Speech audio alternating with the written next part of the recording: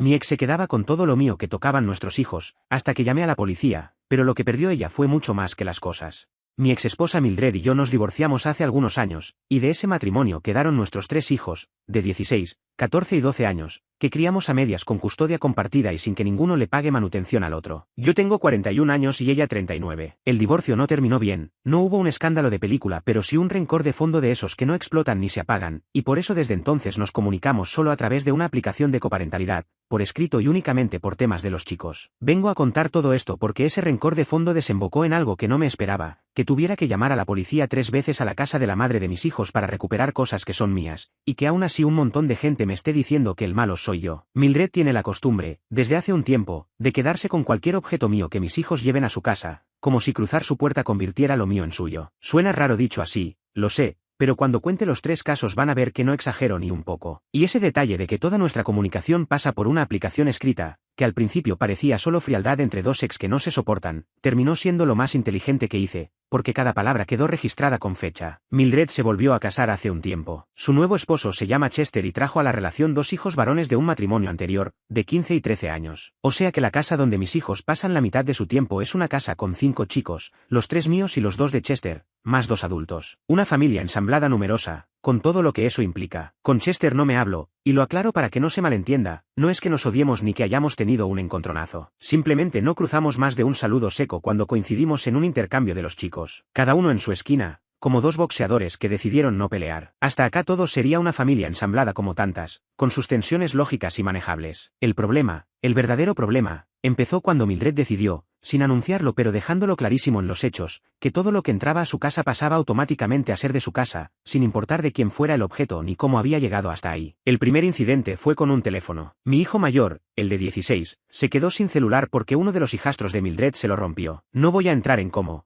pero el aparato quedó inservible, y Mildred dejó bien claro que ella no iba a reemplazarlo. O sea que el hijastro rompe el teléfono de mi hijo y mi hijo se queda sin nada. Esa era la lógica. Para que el chico no quedara incomunicado, le di mi teléfono viejo, uno que ya no usaba pero que funcionaba perfecto. Mío, comprado por mí, prestado a mi hijo. Hasta ahí ningún misterio sobre de quién era. Pues bien, en el siguiente intercambio, el teléfono se fue con mi hijo a casa de Mildred, y ahí se quedó. La explicación que me llegó, a través de mi propio hijo, fue que en esa casa habían decidido que el teléfono se quedaba ahí. Mi hijo me lo contó incómodo, como pidiendo perdón por algo que no era su culpa, y eso ya me molestó más que la pérdida del aparato en sí. Fui en persona a pedirlo, sin escándalo, simplemente a buscar lo mío. La respuesta de Mildred fue que ella tenía todo el derecho de confiscarlo. Confiscarlo. Esa fue la palabra que usó, como si fuera una autoridad aduanera y mi teléfono fuera mercancía ilegal. Le expliqué que era mi teléfono, que yo se lo había prestado a nuestro hijo justamente porque sus hijastros le habían roto el suyo, y que lo lógico era devolverlo. No hubo caso. Hice el seguimiento por la aplicación, por escrito, pidiendo de nuevo que me devolviera mi propiedad, y la respuesta que me llegó, también por escrito y con su nombre arriba, fue que lo superara, que no lo iba a devolver y que dejara de hacer problema. Guardé ese mensaje. En ese momento no lo hice con ninguna estrategia en mente, lo guardé casi por costumbre. No sabía todavía cuánto iba a necesitar esa costumbre, pero algo me decía que ese teléfono no iba a ser la última cosa mía que desapareciera en esa casa. El segundo incidente fue con mi hija, la de 14, y unas herramientas mías. Ella las necesitaba para una tarea de la escuela, un trabajo manual, y se las llevó de mi casa con mi permiso. El problema fue el calendario. Ese era un día de intercambio de custodia, así que mi hija salió de mi casa con las herramientas, fue a la escuela, y de la escuela se fue a casa de su madre, porque le tocaba esa noche con ella. Las herramientas viajaron con ella sin escala por mi casa. Y, como ya se imaginan, no volvieron. El argumento de Mildred esta vez fue distinto, pero igual de creativo. Dijo que no le parecía apropiado que mi hija de 14 años anduviera con esas herramientas, que eran peligrosas o vaya uno a saber qué, así que decidió quedárselas. Y acá está el detalle absurdo, mi hija las había usado para una tarea escolar que el colegio le pidió, con mi permiso, sin ningún problema. Si fueran tan inapropiadas, la escuela no las habría incluido en el trabajo. Pero a Mildred no le hizo falta que el argumento fuera coherente, le bastó con que sonara a preocupación de madre. No me preguntó, no me avisó, no propuso un día para devolverlas. Simplemente determinó que eran inapropiadas y se las quedó, como si el hecho de que algo le pareciera mal le diera automáticamente la propiedad sobre el objeto. Mi hija, dicho sea de paso,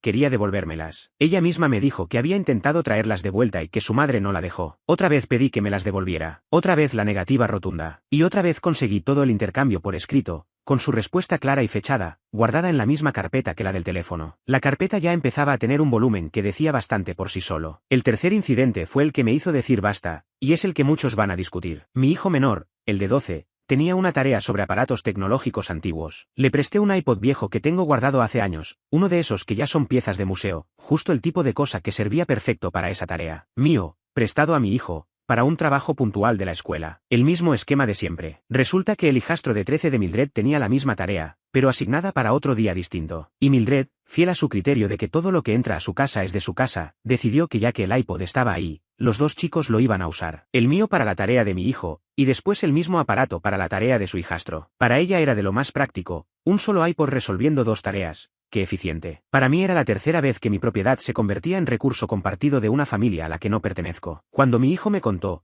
pedí que me devolviera el iPod, porque era mío y mi hijo ya había terminado su trabajo con él. La respuesta fue la misma de siempre, que estaba en su casa y que lo iban a usar hasta que el hijastro terminara. Conseguí el intercambio de correos, lo sumé a la carpeta que ya tenía dos casos anteriores, y esta vez no me quedé esperando con la mano abierta. Llamé a la policía, y sé que muchos van a pensar que llamar a la policía por un iPod viejo es una exageración de un hombre amargado, así que aclaro la lógica, porque la pensé bien antes de marcar. No era por el iPod. El iPod tiene años y no vale prácticamente nada, lo podría reemplazar con lo que tengo en los bolsillos. Era por el patrón, y el patrón sí vale, porque el patrón define cómo va a ser el resto de la convivencia. 3 veces seguidas, con 3 objetos distintos y 3 excusas distintas, Mildred había establecido en los hechos que mi propiedad dejaba de ser mía en el instante en que cruzaba la puerta de su casa. El teléfono porque sí, porque podía. Las herramientas porque le parecían inapropiadas. El iPod porque su hijastro tenía la misma tarea. Cada excusa era diferente, pero el resultado era siempre el mismo, lo mío se quedaba con ella. Si yo dejaba pasar el tercero, estaba firmando la regla en silencio, y la regla era que cualquier objeto mío que tocaran mis hijos pasaba a estar disponible para su nueva familia. Eso no lo iba a aceptar. Así que llamé a la policía, no para que la arrestaran ni para hacer un escándalo, sino para dejar constancia oficial y para que alguien con autoridad le explicara lo que yo ya le había explicado 3 veces sin éxito. Y resulta que cuando un oficial se presenta en la puerta y menciona que quedarse con la propiedad ajena tiene un nombre legal, las cosas aparecen muy rápido. Mildred devolvió todo. El teléfono que llevaba meses en su poder, las herramientas, el iPod, todo de golpe, porque ante un oficial las excusas creativas se evaporan. Pero perdió la compostura de una forma que hacía mucho no le veía. Estaba furiosa, no por haberse quedado con cosas que no eran suyas, sino porque yo había tenido el atrevimiento de involucrar a la policía por lo que ella seguía llamando insignificancias. Me dijo que yo podría haber esperado tranquilamente a que su hijastro terminara de usar el iPod y reclamarlo después, como si el problema fuera mi impaciencia y no su decisión de disponer de lo mío. Le respondí lo único razonable que se podía responder, que yo no iba a devolver ni a prestar nada a esa casa, y que lo que yo les doy a mis hijos no está disponible para sus hijastros bajo ninguna circunstancia. No le presté el iPod a su casa ni a su familia ensamblada. Se lo presté a mi hijo, para su tarea, punto. La distinción le parecía mezquina a ella y a mí me parece la cosa más básica del mundo. Ella insistió en que esto era mi lado rencoroso saliendo a la superficie, que ninguna de esas cosas era gran cosa y que si lo fueran yo nunca se las habría dado a mis hijos. Ese argumento, sinceramente, es el más débil de todos. El teléfono se lo di a mi hijo porque sus hijastros le rompieron el suyo y ella no pensaba reemplazarlo. Las herramientas eran para una tarea escolar y mi hija quería devolvérmelas, pero su madre se lo impidió. El iPod era solo para mi hijo menor. Que yo se los preste a mis hijos no significa que renuncie a que sean míos, ni significa que estén disponibles para una familia ensamblada que nada tiene que ver con esos objetos. Yo no estoy acá para equipar a los hijastros de mi ex. Para eso están ella, Chester, y quien sea de su lado. Quiero detenerme un segundo en el tema de la documentación, porque es la parte de la que más me preguntan y la que más me defendió. Cuando empezó todo esto, yo no guardaba nada. Confiaba en que una conversación de adultos bastaba. Después del teléfono entendí que con Mildred no alcanzaba con la palabra, que cada acuerdo, cada pedido y cada negativa tenían que quedar por escrito, con fecha. Por eso insistí en que toda la comunicación pasara por la aplicación de coparentalidad. No fue por frialdad, fue por supervivencia. Cuando llamé a la policía la tercera vez, no llegué con quejas, llegué con una carpeta de correos donde se veía clarísimo que yo había pedido mis cosas por las buenas, que ella se había negado por escrito, y que esto era un patrón repetido y no un capricho. Esa carpeta es la diferencia entre que me crean a mí o que me traten como a un ex resentido inventando historias. Aprender a cubrirme fue, tristemente, una de las habilidades que me dejó este divorcio. No sé si soy el malo por haber llamado a la policía. Para mí fue defender lo mío después de pedirlo por las buenas 3 veces y agotar todas las instancias razonables. Para ella fue una agresión imperdonable. Y en el medio de las dos versiones están mis 3 hijos, que al final son los únicos que de verdad me importan en toda esta historia. Actualización 1. Pasaron varias semanas desde la llamada a la policía y puedo contar en qué quedó la cosa, porque algo cambió, aunque no para mejor. Mildred no volvió a quedarse con nada de forma tan descarada, pero solo porque ahora sabe que respondo y que tengo todo documentado. De fondo no cambió nada, cambió de método, que no es lo mismo. En lugar de confiscar, ahora marca territorio de otra forma más sutil. Cuando mis hijos quieren llevar algo mío a su casa, ella les dice de antemano que no lo lleven, que las cosas de papá se quedan en casa de papá. Dicho así suena hasta sensato, casi maduro. Pero el efecto real es otro. El efecto es que mis hijos dejaron de sentirse libres de moverse entre las dos casas con sus propias cosas, porque cualquier objeto que cruce la frontera se volvió un problema potencial. Antes el problema era que ella se quedaba con lo mío. Ahora el problema es que mis propios hijos viven calculando qué pueden y qué no pueden llevar, para no generar un conflicto entre sus padres. La verdad, no sé cuál de las dos versiones es peor, si la del robo directo o la de los chicos andando con pie de plomo. Lo que de verdad me pesa de todo esto, mucho más que cualquier objeto, es cómo lo viven mis hijos. Mis hijos no son tontos, ninguno de los tres. El mayor, el de 16, entiende perfectamente lo que pasa y le molesta, sobre todo porque todo empezó con su teléfono, así que él se siente el origen involuntario del lío. Le he dicho 1000 veces que nada de esto es su culpa, pero a los 16 uno carga esas cosas igual. Mi hija, la de 14, quedó marcada con lo de las herramientas, porque ella lo único que hizo fue cumplir con una tarea de la escuela y de golpe se encontró en el centro de una pelea entre su mamá y su papá. Me confesó que ahora le da miedo pedirme prestado cualquier cosa para el colegio, y eso me parte, porque es exactamente lo contrario de lo que un padre quiere generar. Y el menor, el de 12, es el que más me preocupa de todos, porque ya desarrolló el reflejo de preguntar, antes de llevar cualquier cosa a la otra casa, si va a haber problema. Un chico de 12 años no debería estar calculando la logística política de un par de zapatillas, un cargador o un libro. Eso es lo que más bronca me da de todo este asunto, no los objetos que se perdieron y se recuperaron, sino que mis 3 hijos estén aprendiendo a moverse por su propia vida pisando con cuidado, midiendo cada paso para no encender una mecha. Sobre Chester, el nuevo esposo, por ahora se mantiene al margen, al menos de cara a mí. No me ha escrito ni me ha encarado, y los intercambios siguen siendo entre Mildred y yo. Pero por lo que me cuentan mis hijos, de puertas para adentro sí opina, y opina del lado de su esposa, lo cual tampoco me sorprende, es su mujer. Lo que sí me llama la atención, y lo digo sin rencor, es que un hombre adulto permita que el teléfono y el iPod de los hijos de otros se usen para equipar a sus propios hijos. Sus hijos, los hijastros, no tienen la culpa de nada en todo esto, son chicos que usaron lo que un adulto les puso en la mano. El que debería haber puesto el freno es Chester, que es el adulto de esa casa junto con Mildred. Si yo estuviera en su lugar, viendo que mi esposa se queda con las cosas del ex para dárselas a mis hijos, lo primero que haría sería frenarlo, aunque sea por una cuestión de orgullo propio. Pero cada casa es un mundo, y por lo visto en la de ellos esto se considera normal. Sobre la dinámica de custodia, en los papeles sigue exactamente igual, mitad de mes con cada uno, sin manutención, como siempre. Lo que cambió por completo es el clima alrededor de esos intercambios. Antes eran fríos pero funcionales, un saludo seco, los chicos pasaban de un auto al otro, y listo. Ahora cada intercambio tiene una capa de desconfianza permanente flotando encima. Yo me veo obligado a revisar, casi como un inventario, que mis hijos no se lleven nada mío de valor a la otra casa. No lo hago porque desconfíe de ellos, lo hago porque no quiero ponerlos en la posición de tener que defender un objeto frente a su madre, una pelea que ningún chico debería pelear. Es una forma triste y burocrática de organizar la vida con tus propios hijos, revisar mochilas como si fueran a cruzar una aduana, pero es la que el patrón de Mildred me obligó a adoptar. Yo no elegí volverme así de cuidadoso, me empujaron. Y si alguien se pregunta si me arrepiento de haber llamado a la policía por un par de objetos, la respuesta es clara y no me tiembla. No me arrepiento. Recuperé mis cosas, que era el objetivo concreto, y dejé sentado un precedente, que era el objetivo de fondo. Lo único que lamento, y lo lamento de verdad, es que haya hecho falta llegar hasta una llamada al 911 para que se respetara algo tan elemental como que lo mío es mío. Pedirlo 3 veces por las buenas debería haber bastado. Con cualquier persona razonable habría bastado. Con Mildred no bastó, y eso no es algo que yo haya elegido. Actualización 2. Pasaron algunas semanas desde la primera actualización y volví porque ocurrió algo nuevo en un intercambio, algo que cruzó una línea distinta a las anteriores, y porque la conversación que tuve con Mildred a raíz de eso me obligó a admitir, frente a ustedes al menos, algo que venía evitando decir en voz alta. Lo nuevo fue esto. Mi hijo mayor cumplió años y le regalé una campera buena, de marca, de las que cuestan un buen dinero, algo que él venía queriendo hacía rato y que yo guardé para su cumpleaños. La estrenó el mismo día, le encantó, no se la quería sacar. Y por supuesto, cuando le tocó irse a casa de su madre,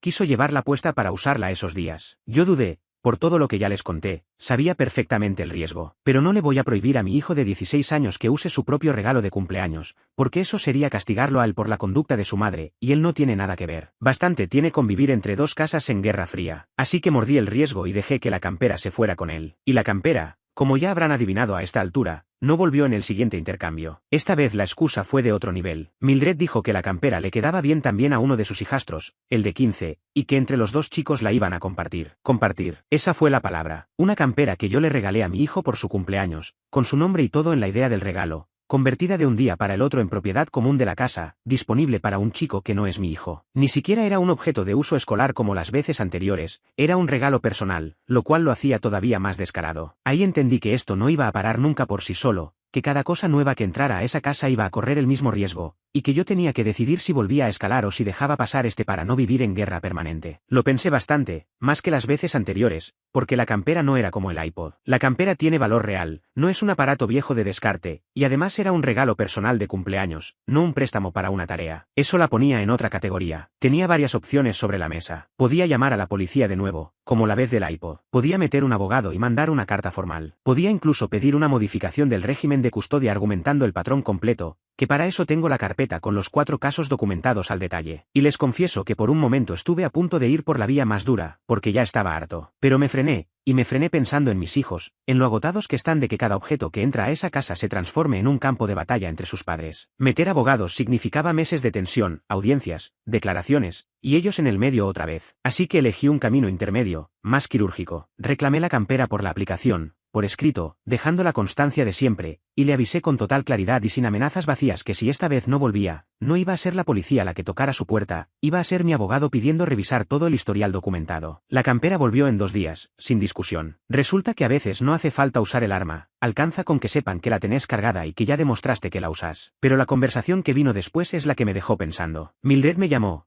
cosa que casi nunca hace, y en algún punto de la discusión me lanzó la pregunta directa. Me preguntó si todo esto era de verdad por las cosas, o si en el fondo era por ella y por Chester. Si yo estaba usando los objetos como excusa para hacerles la vida difícil porque no soportaba que ella hubiera rehecho su vida. Y acá viene lo que me costó admitir, porque la respuesta honesta no es tan limpia como me gustaría que fuera. No es completamente por las cosas. Si fuera solo por los objetos, probablemente dejaría pasar un iPod viejo sin perder el sueño. Lo que no puedo dejar pasar es la idea de fondo, y la idea de fondo es que mi lugar en la vida de mis hijos sea tratado como algo descartable, reemplazable, absorbible por la familia nueva. Cuando Mildred se queda con lo que yo les doy a mis hijos y se lo entrega a sus hijastros, lo que me está comunicando, aunque no lo diga con esas palabras, es que lo que viene de mí en esa casa no tiene peso, no merece respeto, es materia prima para redistribuir como ella vea. Y sí, eso toca un nervio que está muy por encima de un teléfono, unas herramientas o una campera. Es el nervio de un padre divorciado que ya tiene la mitad del tiempo con sus hijos y que no piensa ceder también la dignidad de lo que les aporta. Así que cuando me preguntó de frente si esto era por ella, no le di el gusto de admitirlo en el momento, porque en el calor de la discusión habría sonado a que ella tenía razón. Pero a ustedes, que me hicieron la misma pregunta en los comentarios con toda la honestidad, si se los digo, no es solo por las cosas, es por lo que las cosas significan, y lo que significan es mi lugar. Eso no quiere decir que ella tenga razón en quedarse con lo mío.